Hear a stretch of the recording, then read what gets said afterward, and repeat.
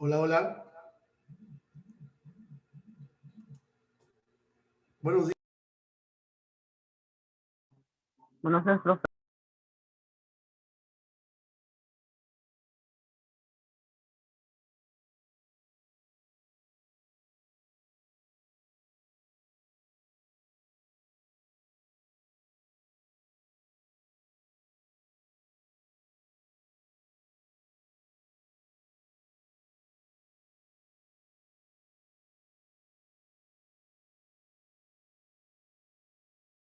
Buenos días. ¿Cómo están? ¿Me escuchan? ¿Sí? Ángelo, Oscar Buenos Emilio, días, profe. Eduardo Salaverry, ¿me escuchan? ¿Sí? Alison. Buen día con todos y cada uno de ustedes, mis apreciados estudiantes de nuestra modesta casa de estudios. Vamos a empezar la clase dando la bienvenida a todos y cada uno de ustedes. ¿Listo? Empezamos. Un buen día con todos y cada uno de ustedes, mis apreciados estudiantes de nuestra modesta casa de estudios en Uribe School. Te saluda tu profesor César Gerardo Uribe Guamaní, responsable del curso de Historia del Perú. Y en esta nueva oportunidad vamos a enfocarnos a través de aspectos importantes en la historia nuestra, en la historia nacional.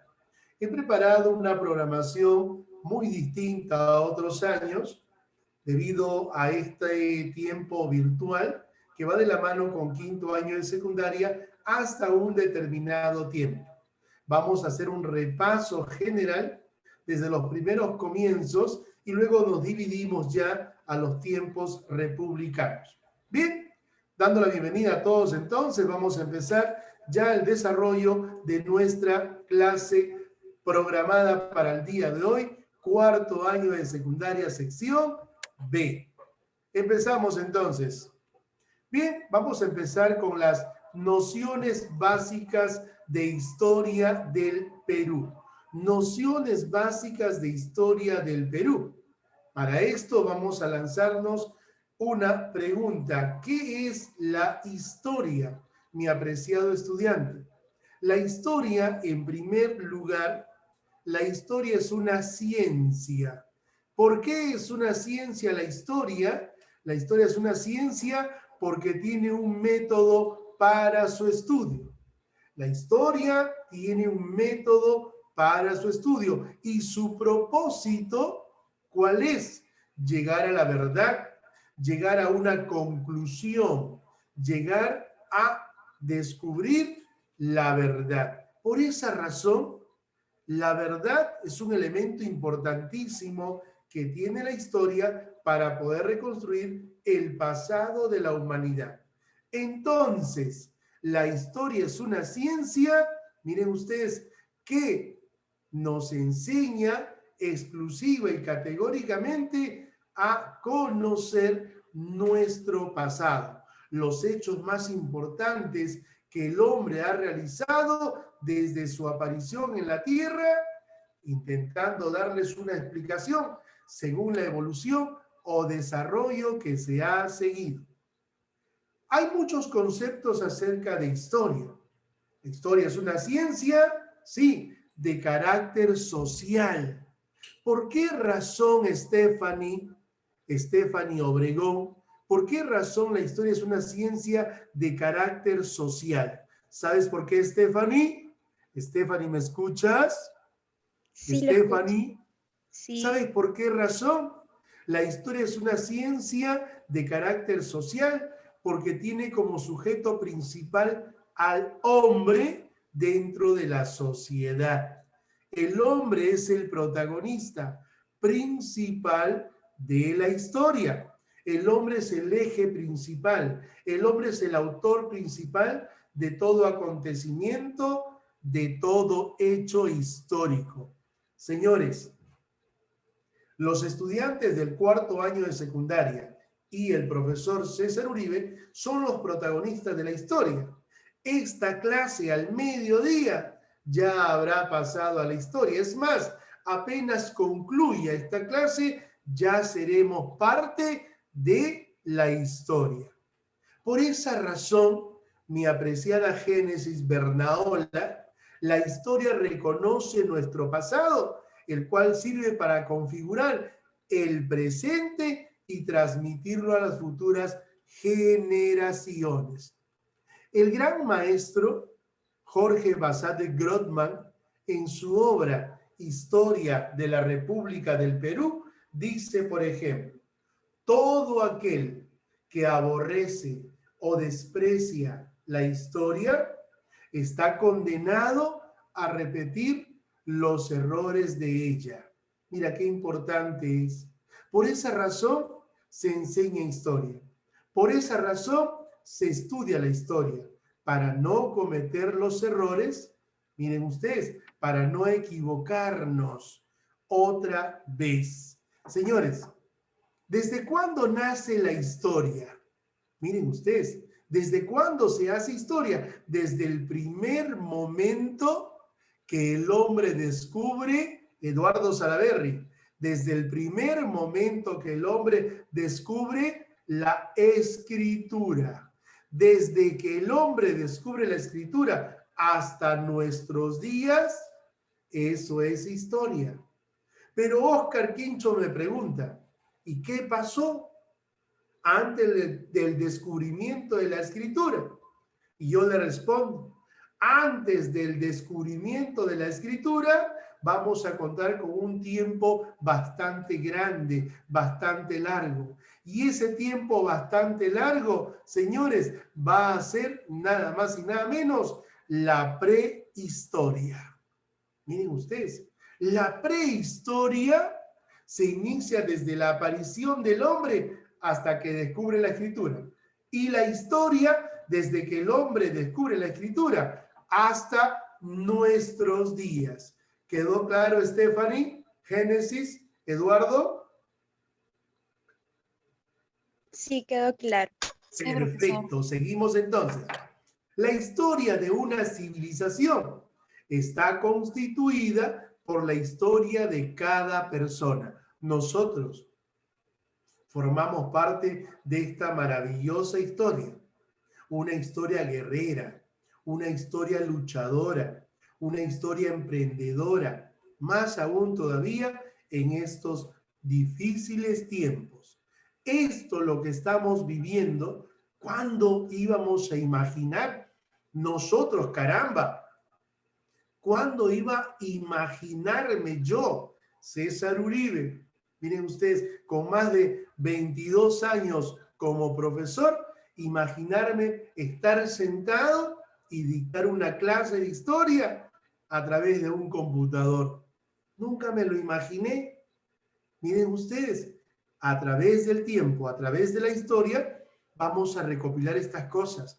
Esta clase, este acontecimiento, este tipo de sesión de clases, de interactuar profesor-alumno, alumno-profesor a través de la red, eso va a ser parte de la historia. Ya es parte de la historia.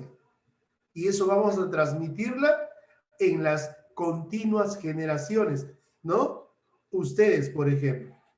Seguimos. Para un mejor estudio, mi apreciado estudiante, la historia periodifica. ¿Qué cosa? El tiempo. El tiempo cronológico.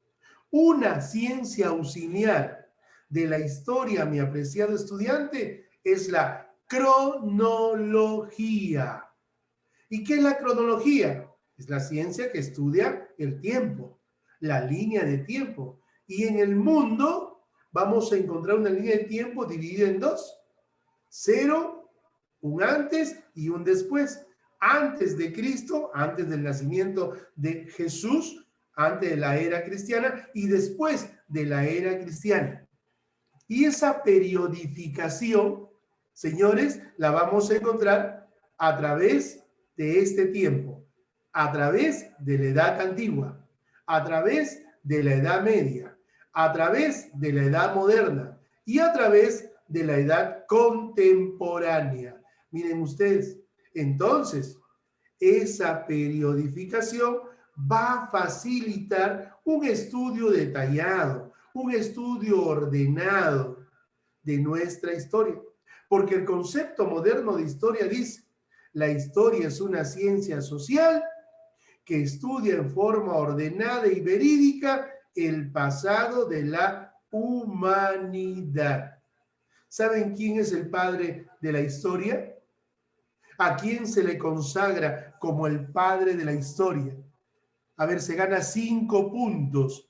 5 puntos en el examen mensual. ¿A quién se le considera como el padre de la historia? Fue un filósofo, historiador, griego. Miren ustedes, escribió Heródoto. las 7 maravillas del mundo antiguo. ¿Quién es? Heródoto.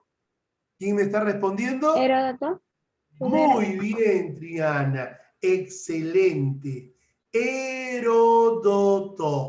Él es el padre de la historia. Óscar Emilio, anote 5 puntos más para el examen mensual de esta niña. Por favor. Excelente. Heródoto. Y si hablamos de la prehistoria, hablamos del periodo más largo, desde la aparición del hombre en la faz de la tierra hasta el descubrimiento de la escritura. Si yo les pregunto a ustedes, ¿cómo el hombre apareció en la tierra? Acá hay una controversia. Esto se basa en hipótesis, esto se basa en teorías. Está la teoría materialista de Darwin, está la teoría espiritualista de la fe y está la teoría dualista de Juan Pablo II, el Papa fallecido. Entonces, es entrar en controversia. Para los materialistas, no, Dios no existe. Miren ustedes, y para los espiritualistas, el hombre ha sido creado a través de la fe. Un ser divino creó al hombre a su imagen y semejanza, lo hizo de barro, le dio un soplo de vida. Claro que creemos esto. Pero sea por A, sea por B o sea por C, el hombre apareció en la tierra. Y no apareció en el estado actual como estamos. Hoy tenemos un sentido muy evolutivo. Tenemos un Homo sapiens evolucionado y tenemos un Homo faber evolucionado. El hombre, cuando aparece en la faz de la tierra, tenía pues definitivamente otro concepto que ha ido evolucionando a través del tiempo. Y eso es estudiado por la prehistoria. Se gana 5 puntos. ¿Y a quién se le considera como el padre de la prehistoria? Si el padre de la historia es Heródoto, ¿a quién se le consagra como el padre de la prehistoria? Se gana 5 puntos. A ver, te escucho. ¿Quién se quiere ganar los 5 puntos? ¿A quién se le considera como el padre de la prehistoria? Jacques Boucher de Perthes. Perfecto, muy bien. Boucher. Oscar Emilio, anote por favor 5 puntos más. Excelente. Seguimos entonces. Y acá está de acuerdo a la periodificación. Miren ustedes, una edad antigua, desde la aparición de los primeros documentos escritos, miren ustedes, desde los primeros documentos escritos hasta la caída del Imperio Romano, parte occidente, finales del siglo V después de Cristo, año 476. Miren ustedes. ¿Cómo cae Roma? Tema de historia universal. A través de las invasiones de los bárbaros, ¿no? ¿Han escuchado hablar de los bárbaros? Era gente que tenía malas costumbres. Era gente que vivía a las afueras de Roma. Y los mismos romanos, por el hecho de que observaron una vida desordenada, delincuencial, bandolera. Los romanos miraban a esos tipos y decían, ¡oh, qué bárbaro! Y de ahí los conocieron con el nombre de bárbaros. Y hubieron bárbaros de Europa y hubieron bárbaros de Asia. Y los más bravos, los más guerreros, los más sanguinarios, eran los bárbaros de Asia. Y entre todos los bárbaros de Asia que invaden Roma a posteriori, se encontraban nada más y nada menos los hunos. ¿Han escuchado hablar de los hunos con H? Los hunos eran bárbaros asiáticos y ellos estaban al mando de un gran general. Este general era tan malo, no creía ni en su propia madre y tenía una frase que decía, por donde pasa mi caballo, no volverá a crecer ni una hierba más. ¿Ah? ¡Qué malo! ¿De quién estamos hablando? A ver. ¿Quién fue el bárbaro líder de los hunos? ¿Con qué nombre se le conoce a este general guerrero que dijo, por donde pasa mi caballo, pregunta de examen, ¿eh? No volverá a crecer ni una hierba más? Vamos, muchachos, te escucho. 5 puntos más. Hoy estamos regalando con Oscar Emilio los puntos al promedio. ¿Quién expresó aquella frase? Atila. Atila. 5 puntos más para Stephanie, por favor. ¿Sí? Atila, el bárbaro Atila, perteneciente a la banda de los hunos. Por donde pasa mi caballo, no volverá a crecer ni una hierba más. Seguimos entonces. Ya son 15 puntos que estamos regalando, Oscar Emilio. No se vaya a molestar el director. Vamos a hacerlo en forma discreta. Edad media, ahí está. La Edad Media abarca desde que desaparece el Imperio Romano parte occidente hasta la, mira, toma de Constantinopla a cargo de los turcos maometanos, 1453. ¿Ah? Ahí está marcada la Edad Media. Para el mundo hispano, no. 1453 no. 1492. Fecha en la cual se descubre el continente americano. Si yo preguntase a ustedes quién, entre comillas, descubrió América, todos me van a responder nada más y nada menos Cristóforo Colombo, más conocido como Cristóbal Colón, un genovés, un italiano, descubre América, pero murió sin saber que había llegado a América. Él pensó que había llegado a las Indias, ¿te acuerdas? Él llegó a Guananí, llegó a Haití, llegó, miren ustedes, a Cuba, la costa norte de Cuba. Miren ustedes, él pensó que había llegado a las Indias, pero había llegado a un nuevo continente. Y llegó con 3 carabelas, con 3 barquitos, ¿se acuerdan? 5 puntos más. La niña, la pinta y la Santa María.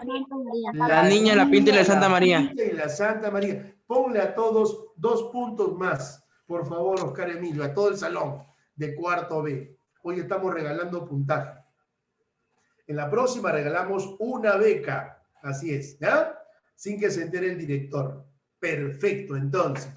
Miren, la niña, la pinta y la Santa María. Te cuento algo importantísimo.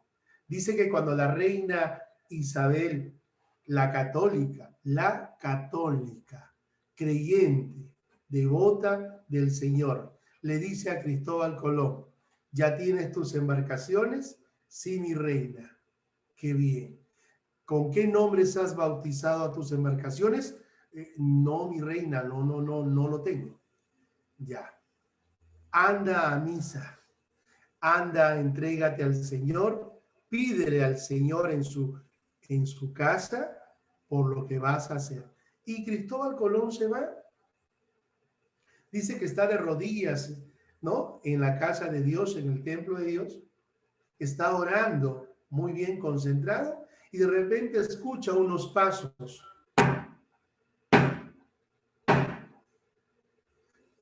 se distrae de su oración, mira al lado izquierdo y observa a una bella mujer. ¿Y saben lo que dice Colón? ¡Wow! ¡Pero qué niña! ¡Pero qué pinta! ¡Oh, Santa María! Perdóname. Y eso va a marcar anécdota para que Cristóbal Colón, a posteriori, cuando la reina le pregunte con qué nombre bautizas a tus carabelas, él diga, dije, la niña pinta y le pedí perdón a Santa María. Y así fueron bautizadas las 3 carabelas de Cristóbal Colón. Y con esas 3 partió del famoso puerto ¿de dónde partió Colón? 5 puntos, a ver, en su primer viaje con destino a las Indias, entre comillas, Paita. de un puerto español llamado... Paita. No, llamado Cádiz. Miren ustedes, Cristóbal Colón partió del famoso puerto de Cádiz. Miren ustedes, y va a partir con 3 carabelas. Él va a dirigir. ¿Cómo se llamó el barco que dirigió Cristóbal Colón? La Pinta. La Pinta. ¿Seguro? Sí. ¿Está bien seguro? ¿Sí? 5 puntos, a ver. La niña, la Pinta o la Santa María. La niña, profesor. Cristóbal Colón. La Santa María. La Santa María. Vamos, qué bueno, qué bueno. Oscar Emilio, vamos a considerar. Miren ustedes, y lo acompañaron otros personajes, hombres de su confianza. Y Colón llegó ese 12 de octubre de 1492 a una gran isla. Estaba desesperado. La gente que trajo Colón en su embarcación, señores, no era gente sana. Nadie quería subirse al barco, a los barcos de Colón. Él estaba preocupado, se jalaba los cabellos. Oh, ¿qué va a decir la reina? No puedo ir con las embarcaciones vacías. ¿Y saben a dónde se fue Colón? Se fue a los penales, a las cárceles, y cambió la libertad de los presos. Miren ahora por este viaje de aventura. Y esa gente de lo peor, de la peor calaña, se subió a los barcos. Y con esa gente se vino Colón, entre comillas, a descubrir América. Y esa gente, estando en los días de navegación, señores, se acabaron los alimentos, se acabó el trago, la gente estaba desesperada, todo el mundo odiaba a Colón. Hasta que en la madrugada del 12 de octubre de 1492, Colón estaba asustado porque la gente lo iba a linchar. Ya no había qué comer y estaban navegando en el mar. Colón estaba durmiendo el 12 de octubre por la madrugada, hasta que de repente escucha, desde el mástil, escucha, tierra, tierra, tierra a la vista. Colón no lo podía creer, pensaba que era una pesadilla. Colón se despertó, subió al mástil, agarró los binoculares y dijo, tierra, gracias, gracias Dios mío, bendito y alabado seas, dijo Colón. ¿Se salvó? La gente lo iba a linchar. ¿Y saben a dónde llegaron? A una primera isla. ¿Saben quién fue el tipo que gritó, tierra, tierra, tierra a la vista? 5 puntos. Vamos. ¿Cómo se llamó? ¿Cómo se llamó aquel personaje que gritó, tierra, tierra a la vista? Van pensando. Rodrigo de Triana. Rodrigo de Triana. Rodrigo de Triana. Caramba, anote por favor. Alison Sánchez García. Lo máximo. Excelente estudiante. Colón llega a una isla. Miren ustedes. Colón llega a la primera isla y hacen un genocidio completo. La gente que vino con él hizo de todo. Colón, lo primero que hizo cuando pisó esta tierra, cayó de rodillas y dijo, te llamarás. ¿Con qué nombre bautizó esa isla? Era la isla de Guananí. Y la bautiza con el nombre de San Salvador. Porque me salvaste, me iban a linchar. Y así bautiza a San Salvador, Guananí, luego pasa a Haití y luego pasa a Cuba.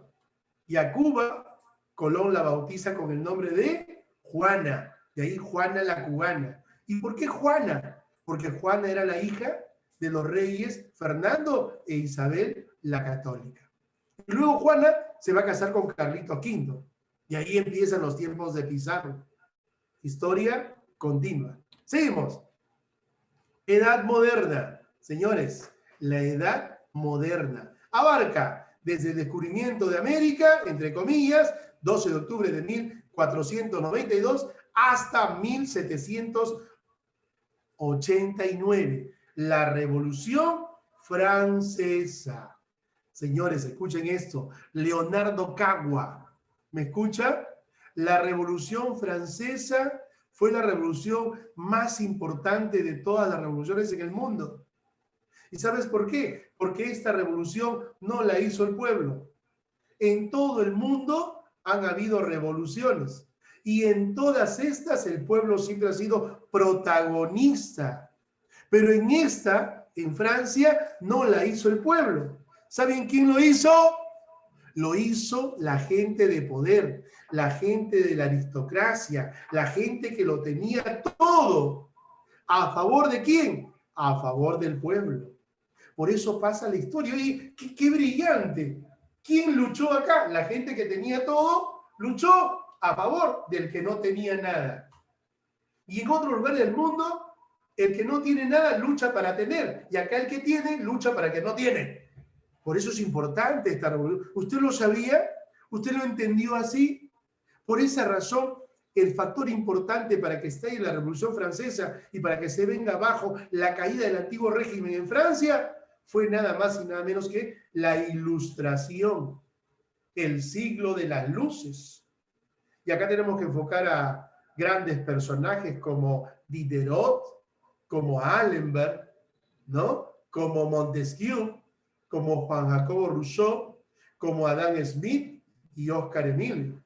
Grandes personajes, filósofos, enciclopedistas, que hicieron posible, ¿qué cosa? Las nuevas ideas. Gracias a las nuevas ideas, ¡boom!, reventó la Revolución Francesa. No te olvides. Seguimos. Y ahora citamos a la edad contemporánea. Nuestra edad. ¿Desde cuándo se da? Desde el comienzos del siglo XVIII. ¿Hasta cuándo abarca? Hasta nuestros días, siglo XXI. Imagínense ustedes. Por esa razón acá he puesto en fotografía y he citado acontecimientos importantes en el mundo, como el asesinato del presidente estadounidense John F. Kennedy, como el desarrollo de la Primera y Segunda Guerra Mundial, donde el protagonista principal fue Alemania, bajo el liderazgo nada más y nada menos, aquí a mi izquierda, en la parte inferior, Adolfo Hitler. ¿Han escuchado hablar de Adolfo Hitler? Sí. ¿Han escuchado hablar de Adolfo Hitler? No. Líder alemán, protagonista de la Primera y Segunda Guerra Mundial. ¿Sí, José Carlos? Claro. ¿Cómo se llamó la obra de Hitler? La obra cumbre de este personaje llamado Hitler. 5 puntos.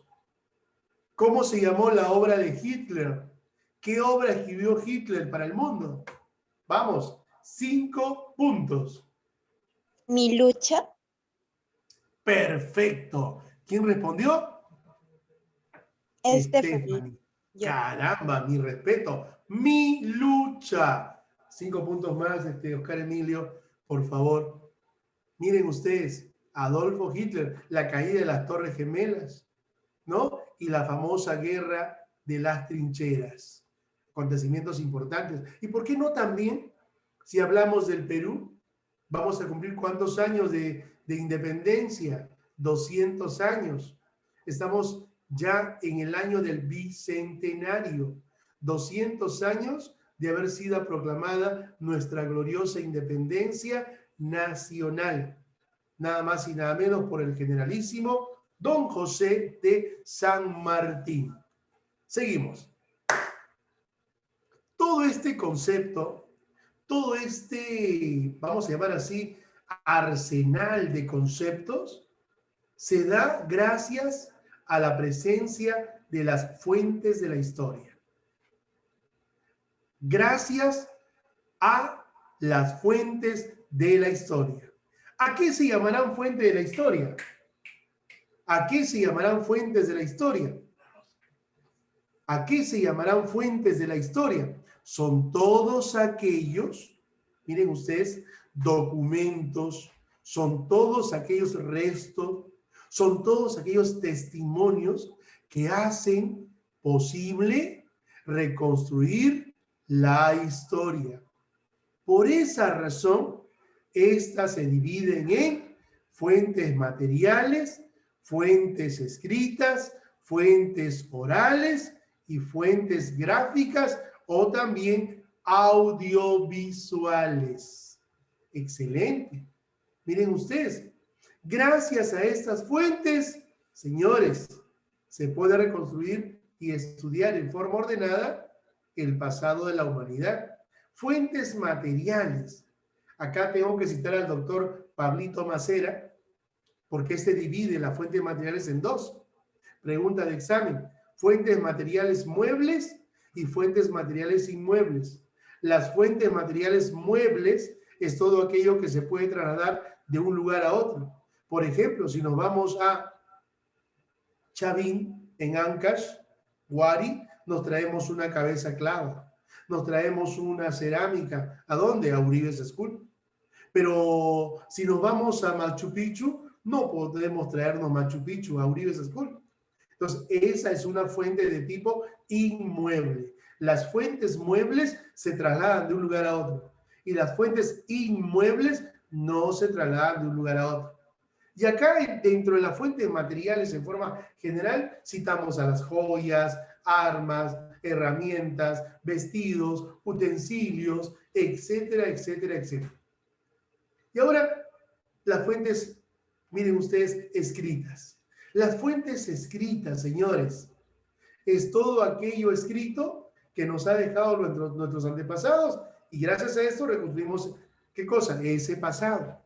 Y aquí encontramos periódicos, documentos, cartas, libros, contratos, inscripciones y también las memorias. ¿Se recuerda quiénes fueron protagonistas de las memorias en la historia del Perú? Los virreyes. Dice que los virreyes cuando gobernaban el Perú, miren ustedes, tenían por obligación escribir todos los días. Así como tú tienes un diario y escribes todo lo que pasa a diario, los virreyes tenían la obligación de escribir a diario todo lo que acontecía en el virreinato. Y tú sabes que fueron 42 virreyes. Y los 42 tenían que dejar, ¿qué cosa? Esas memorias, esos escritos. A esos escritos que nos dejaron los virreyes de toda la vida colonial, mira cuánto de información, se le conoce con el nombre de memorias. Memorias virreinales. ¿Me escuchó? Leonardo, Fabricio, Stephanie. Sí, Memorias virreinales. No te olvides. Ahora pasamos a las fuentes orales. Estas se van a transmitir de generación en generación. Y acá encontramos los discursos, encontramos las entrevistas, encontramos las creencias, encontramos las leyendas, los mitos, los cuentos, las fábulas. Encontramos todo aquello que se transmite en forma verbal oral. Miren ustedes, ¿es que acaso tus abuelos no te han contado que es malo que un gato se cruce antes que tú pases por un determinado camino? Sí, es una creencia.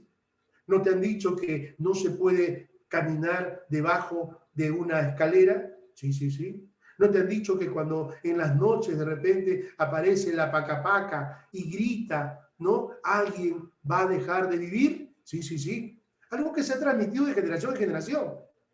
¿Puede ser cierto? Son creencias. Pero esas son fuentes de tipo orales. ¿Correcto? Y finalmente, citamos a las fuentes gráficas o también fuentes audiovisuales. Y acá las pinturas, los grabados, películas, fotografías. Señores, en la historia, una fotografía, caramba, de lujo. Una fotografía, por ejemplo, observar una fotografía en donde observamos al patrón del ejército, Francisco Bolognesi, dando la respuesta al mayor Juan de la Cruz Salvo, donde le dice, tengo deberes sagrados que cumplir, los cumpliré hasta quemar el último cartucho. Impresionante esa fotografía. Nos evoca ¿qué cosa? El pasado en un tiempo determinado. Miren ustedes. Bien, vamos a hacer un pequeño break. Ya regresamos en la siguiente parte de nuestra clase. Espero que haya sido del agrado de todos y cada uno de ustedes, mis apreciados estudiantes del cuarto año de secundaria, sección B. Tu profesor César Uribe. Gracias. Nos vemos en algunos minutos más.